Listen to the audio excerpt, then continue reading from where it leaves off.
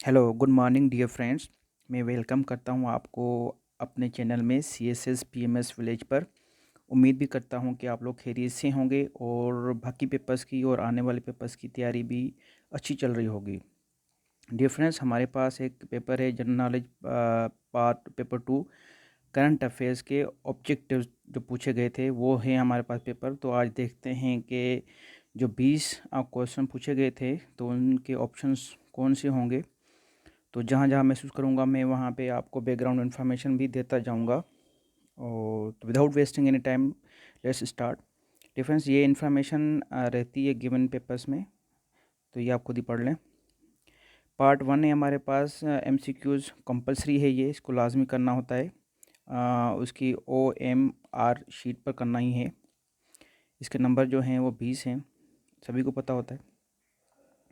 अच्छा, पहले क्वेश्चन की तरफ चलते हैं। हमारे पास पहला क्वेश्चन है, following are the members of quad.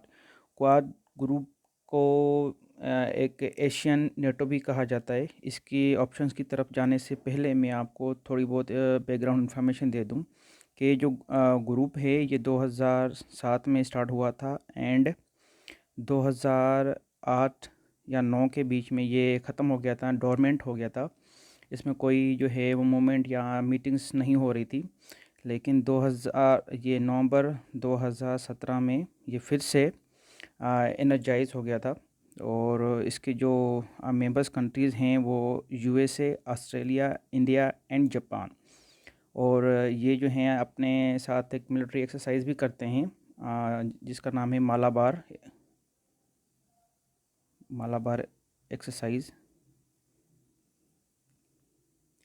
तो ये कंट्रीज़ हैं वो एक्सरसाइज भी करते रहते हैं इंडियन ओशन में, पैसिफिक ओशन में और Atlantic as well.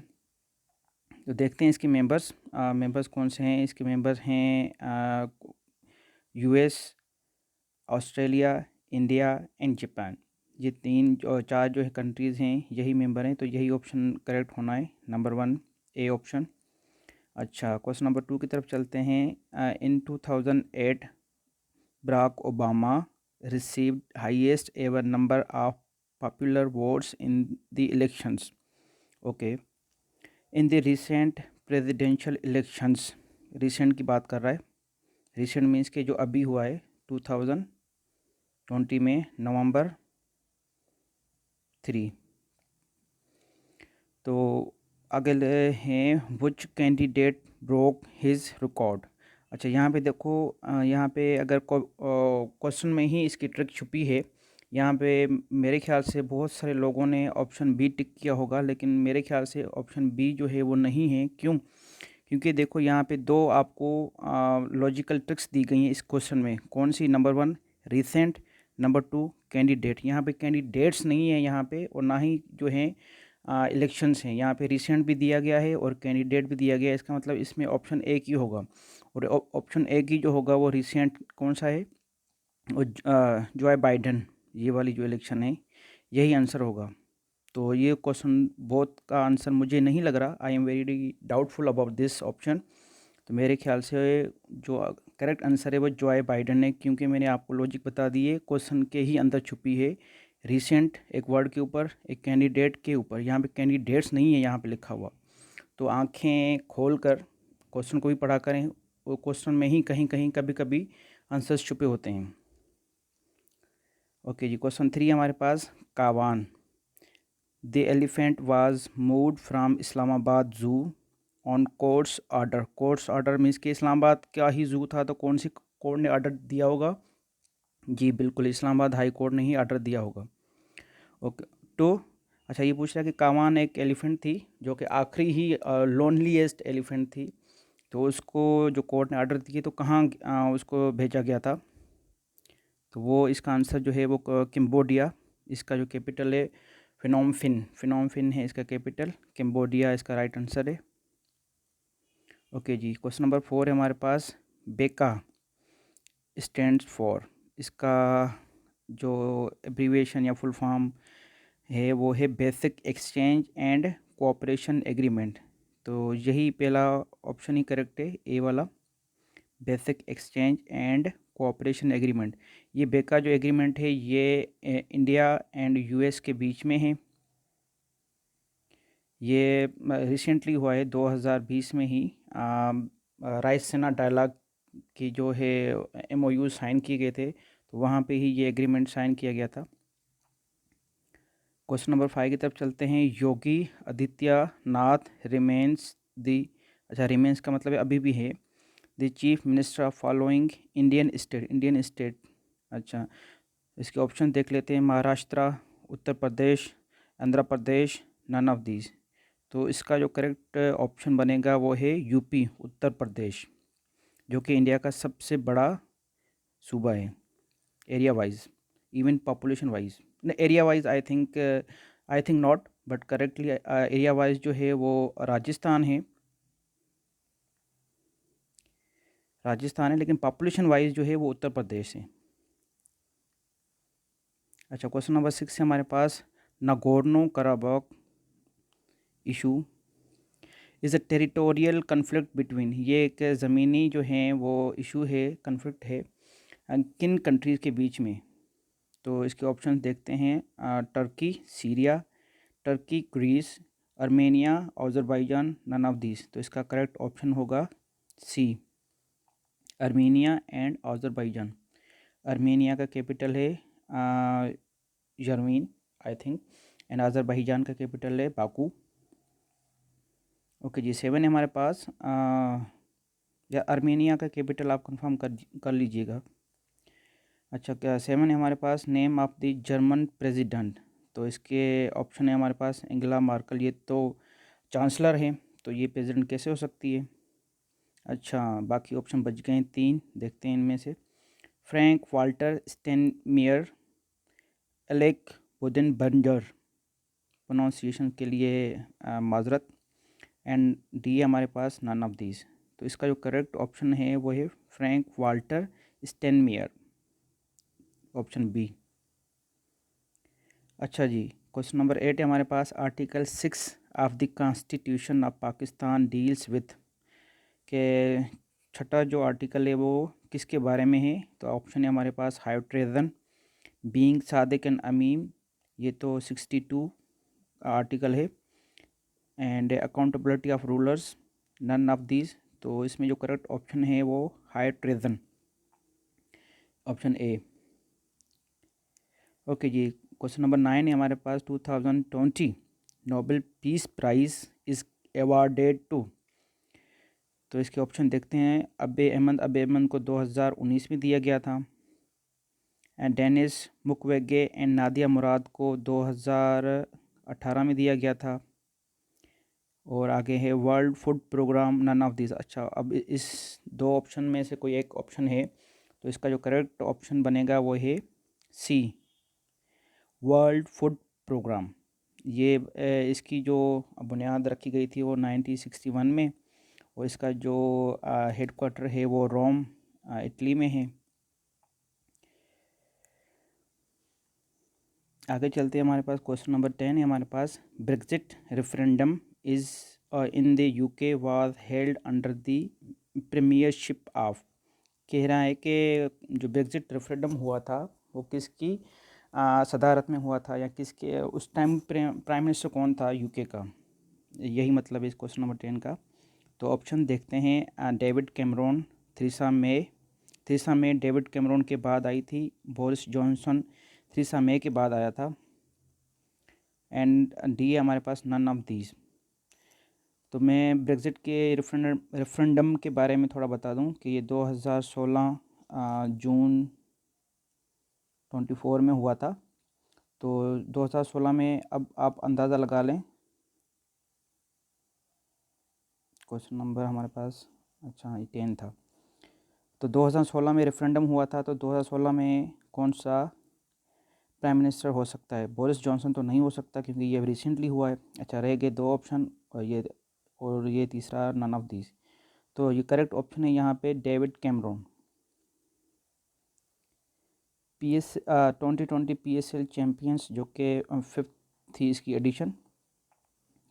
Champions are, अच्छा यहाँ पे आर लिखा है, ठीक है, नो इशू, यहाँ पे इज़ होना चाहिए। चैम्पियंस इज़ या champion is well. Question number 11 है इसके option, Karachi Kings, Lahore Qalandars, Islamabad United, none of these. तो इसका करेक्ट ऑप्शन है कराची किंग्स। रनर अप रही है team Lahore Qalandars. Question number 12 है हमारे पास, Pakistan national assembly consist of dash seats. तो इसमें कितनी सीट्स हैं?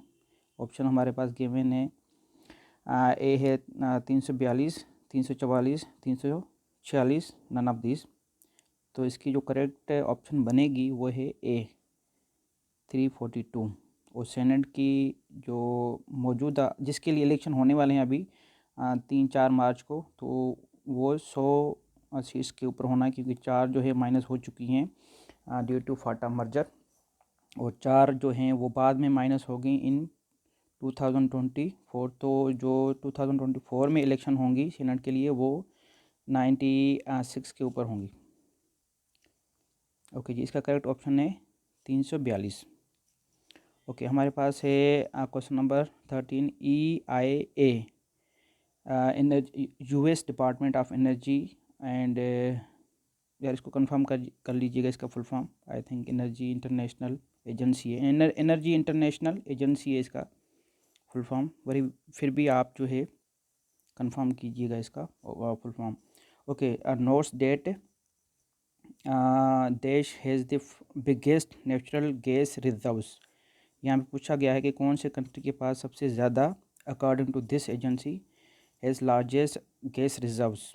तो इसके ऑप्शन है United States, Russia, Turkmenistan, D none of these. तो इसका करेक्ट ऑप्शन है रशिया। क्वेश्चन नंबर 14 हमारे पास, since January 2019 how many times legislative elections have been held in Israel.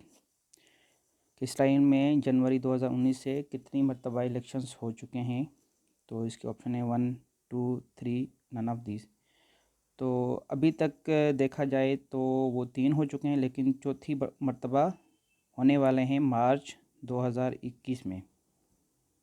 2021 में मार्च में चौथी मरतबा होने वाले हैं। तो इसका करेक्ट ऑप्शन बनेगा 3।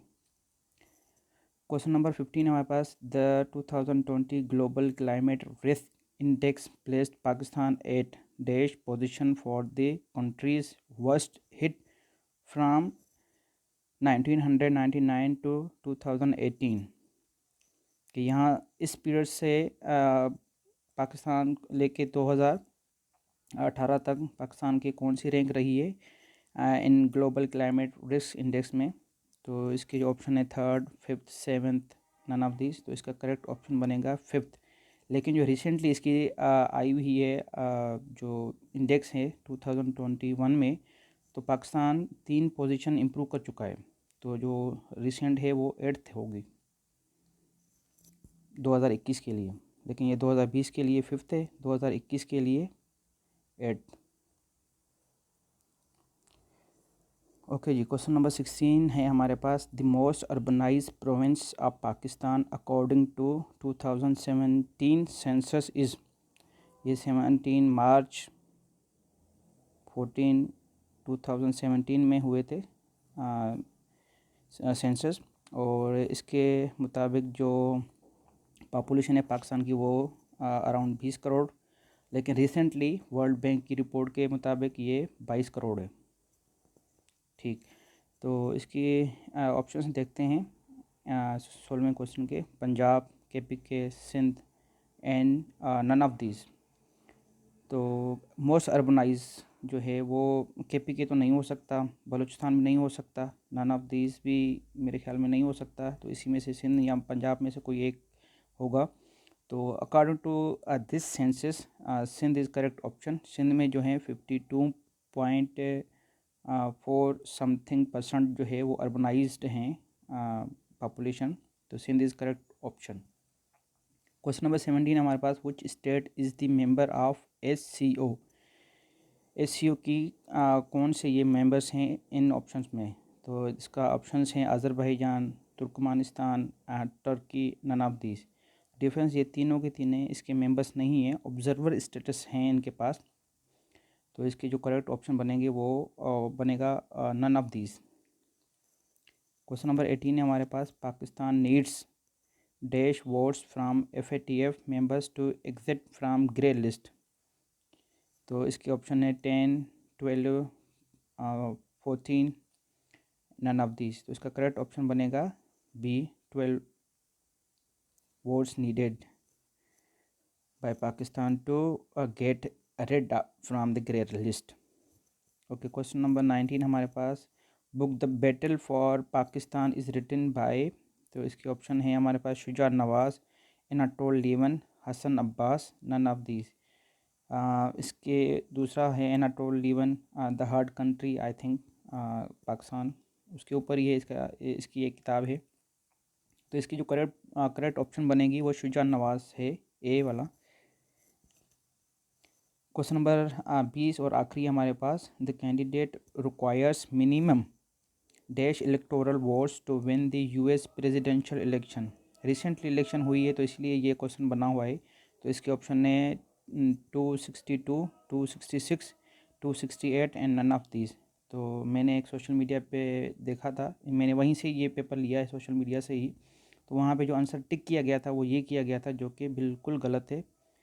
इसका जो करेक्ट ऑप्शन है वो नन ऑफ दीज है, क्योंकि 270 चाहिए at least minimum votes for the presidential election to be nominated as a president of United States of America, और पाकिस्तान में चाहिए 272। अच्छा जी, तो डिफरेंस मैं उम्मीद करता हूँ कि आप लोगों ने सीखा होगा मेरी थोड़ी बहुत एडिशनल इन्फॉर्मेशन से। If so please hit the button of like and subscribe with your friends. फ़िलहाल इतना ही, अल्लाह हाफिज़।